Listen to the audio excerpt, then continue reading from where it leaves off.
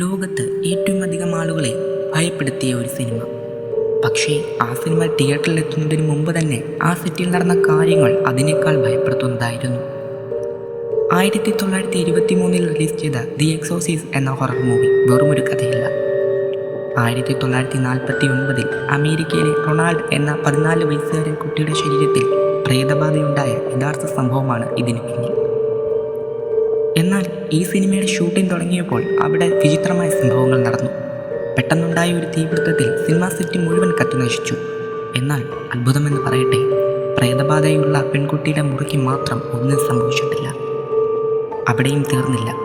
സിനിമയുമായി ബന്ധപ്പെട്ട 9ഓളം ആളുകൾ ദുരൂഹ സാഹചര്യത്തിൽ മരണപ്പെട്ടു. സിനിമയെ പിന്തുടർന്ന ആ വലിയ ശാപത്തിന് പിന്നിലെന്തായിരുന്നു? ആ യഥാർത്ഥ കഥയറിയാൻ പാർട്ട് 2 കാണുക.